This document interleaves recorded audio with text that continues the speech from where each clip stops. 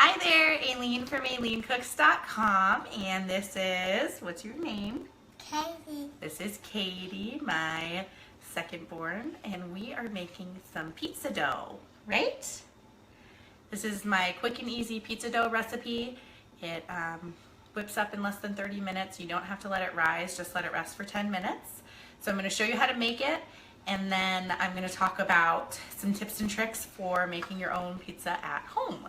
We usually make pizza every Friday night, but sometimes we throw it in one more time during the week. And sometimes it's homemade, sometimes it's delivery, sometimes it's frozen. But I really like making homemade. And this recipe I've been using for a long time, and I finally shared it on the blog, AileenCooks.com. And so I thought I would show it here too. So let's go ahead and jump right in. So the first thing we're gonna I want to bring to your attention is that we're using bread flour. It's just got gluten added to it, which, by the way, if you're not allergic to gluten, it's okay. There's gluten in flour. It's normal. So, bread flour. But the first thing we're going to start with is warm water. If you're familiar with yeasted breads, warm water is important for waking the yeast up. So I have a cup of warm water here, and I'm going to pour it into my stand mixer. Now, you don't have to use a stand mixer. You can use just a bowl if you don't have one. So just keep that in mind. So we're going to pour 1 cup of warm water in there. And I'm actually going to take my little guy off. And then we're going to add in some yeast. I'm using active dry yeast today. Sometimes I use instant yeast. If you're using instant yeast, honey, just a second, please. Please wait. If you're using instant yeast, you can add it just all the ingredients in together. You don't have to dissolve it in water first. But today we're using active dry yeast, and it's the same amount for instant or active. We're going to use 1 tablespoon of active dry yeast, okay? Can you reach over there? You want to put that in? Yeah. Good job. And then we're going to add in 1 tablespoon of sugar. You can also use honey, but because my baby is eating this and babies under 1 can't have honey because of the botulism spores, we're using sugar. So that's granulated sugar. And that just helps feed the yeast. Honey does the same thing. So then I'm just going to mix it up in here, just so it dissolves. You can test it by waiting like 10 minutes and waiting for it to start to foam up and double in size. You don't have to.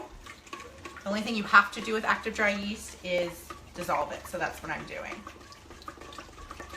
Just mixing it in here until it's dissolved so you don't see any more dots in there, right?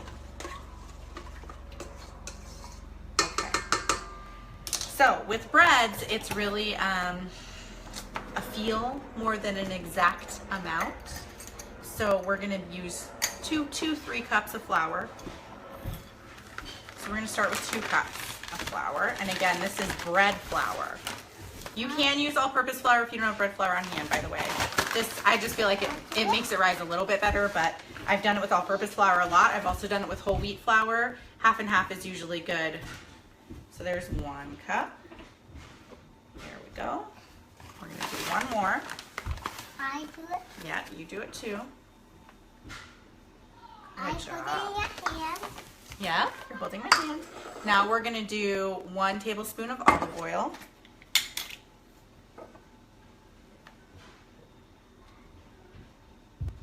You going to help me? Yeah. Good job. And 1 teaspoon of salt.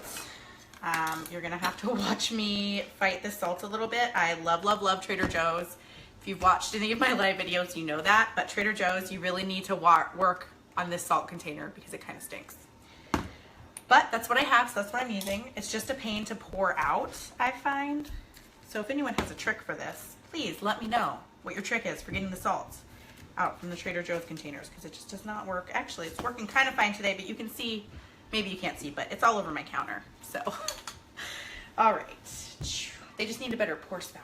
Okay, 1 teaspoon of salt. Now I'm gonna stick my little mixing paddle on. You could use the dough hook. I don't care about washing too, and it works a little bit better. So we're just gonna turn this on and let it mix. Just for a minute. And what you're looking for is a dough to start forming, like a ball of dough. So I'm mixing it in, and I'm gonna stop it.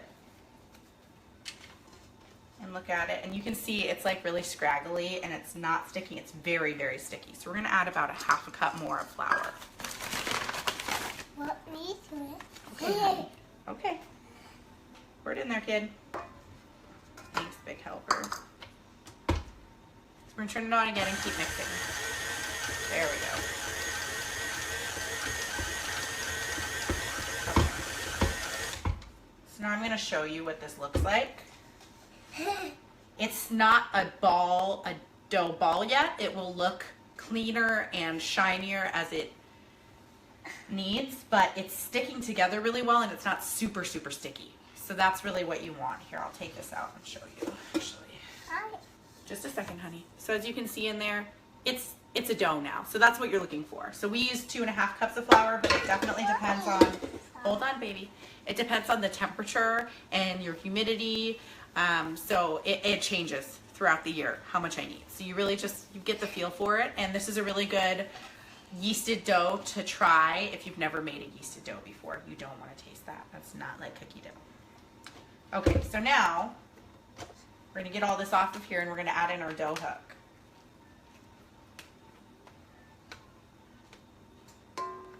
And as you can see, it is still a little sticky. That's fine. It's going to be less sticky as it needs. And since this is a white flour recipe, it really doesn't have to need that long, like maybe 3 minutes it needs to need. If you're using whole wheat flour, you do want to add a couple of minutes on. And if you're kneading by hand, I'd say you need to knead it for 5 or 6 minutes. Probably 3 to 4 minutes with a stand mixer. And then if you're using whole wheat flour, I think you can use up to half whole wheat flour for this recipe for it to not be like super thick. And then you're going to need to add a few minutes. So if you're using half whole wheat flour and you're using a stand mixer, you want to do about 5 to 6 minutes and 8 to 10 minutes by hand. All right, so I'm going to start kneading this and then we're going to talk about different things I use for making my pizza. So I want to talk about how you bake the pizza. So this is going to knead for a few minutes and I just want to talk about this really quick. So there's 2 different ways that you can do it. One is with a cookie sheet and I'm going to show you. Let me get my cookie sheet out. So what you need is a rimmed cookie sheet. You see how this has a rim versus just flat? So if you do not have a pizza stone, this is your friend. You want a rimmed cookie sheet. And you're just gonna press the dough out into the edges. All the way out. So you're gonna press it out and bake it at 425 before putting any sauce or toppings on it for 3 minutes. That's gonna partially bake it, par bake it. And the reason why you want to do this is because if you don't, you might end up with raw dough in the middle. And I've done that too many times and it's disgusting. And you're not going to want to eat your pizza. So par bake it if you're using a cookie sheet. Now if you're using a pizza stone, you want to stick it in your oven. Mine's already in my oven. And preheat the oven and let it heat up with the oven. And then you just scoot it out right onto the pizza stone and bake it with the toppings and everything. And you can use all different kinds of sauces, whatever you want, just like regular making pizza. The other thing I want to show you is my pizza peel because I'm in love with it and it's kind of silly and embarrassing, but I'm going to show you guys anyway. So So this is my pizza peel. It's huge. It's like the size. Here, Katie, come here. It's the size of my almost 3-year-old. It's like a giant spatula, but it's amazing. It's so good for making your own pizza. So if you invest in a pizza stone, get one of these. These babies are like $8 or $10 on Amazon, and they're awesome. So the trick with using a pizza peel, because I have done this way too many times and screwed up, they make it look easy, is you want to use a thin crust. So this pizza dough that we're making makes 2 thin crust pizzas. You can also make a thick crust one. I highly recommend it in this.